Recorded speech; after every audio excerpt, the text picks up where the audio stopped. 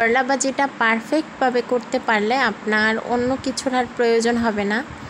মানে এটা দিয়ে আপনি এক প্লেট ভাত নিমিশেই খেয়ে ফেলতে পারবেন। আসসালামু আলাইকুম এভরিওয়ান, কেমন আছেন সবাই? আপনাদের তো আমরাও ভালো আছি। তো আমি করলা ভাজি করার জন্য এখানে পেঁয়াজ ভেজে নিচ্ছি। এটা লাল লাল করে ভালোভাবে ভেজে নেব।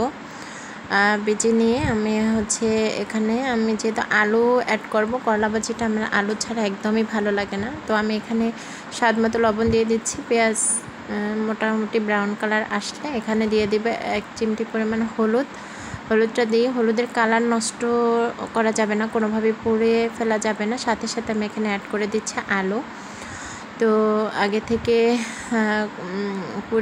কি যেন কেটে পরিষ্কার করে রাখা আলুটা অ্যাড করে দিচ্ছি। তো আলু অ্যাড করার পরে আমি এটাকে ভালোভাবে মানে ভাজা ভাজা করে নেব। এখানে কাঁচামরিচ দিয়ে দিচ্ছি, দেখতেই পাচ্ছেন। আলুটা আমি একটু ঢেকে দিব, হাফ সেদ্ধ হয়ে যাবে। আর পাশাপাশি ভাজা এদিকে আমি করলাটাকে পারফেক্ট বা তিতা মুক্ত করে ভাজার জন্য আমি এখানে লবণ দিয়ে কষতে রেখে দিচ্ছি। এটাকে ভালোভাবে ধুয়ে নিচ্ছি, দেখতেই পাচ্ছেন, লবণটা সারার জন্য। আর এটা লবণ দেওয়ার সাথে সাথেই একটা মানে নরম একটা ভাব চলে আসে, স্মুথ একটা ভাব চলে আসে। তো করলাটাকে আমি ভালোভাবে ধুয়ে নিচ্ছি। তো দেওয়া হয়ে গেলে ওইদিকে আমি আবার আলুটা একটু ঢাকনা উঠে আমি উল্টে দিচ্ছি।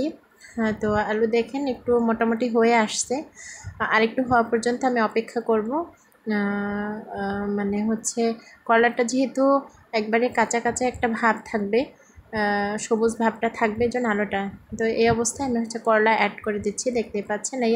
আর একটা গোপন টিপস হলো, মানে করলা দেওয়ার পরে কোনো প্রকার ঢাকনা দিবেন না, কেননা ঢাকনা দিলে আপনার কলার কালার চেঞ্জ হয়ে যাবে।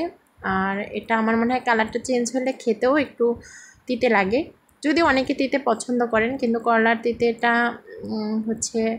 আমার বেশি একটা ভালো লাগে না, তিতামুক্ত করলেই বেশি ভালো লাগে। যাই হোক, এটাকে উল্টে পাল্টে আলুর সাথে আমি মিশিয়ে দিচ্ছি, দেখতেই পাচ্ছেন কত সুন্দর একটা কালার আসছে।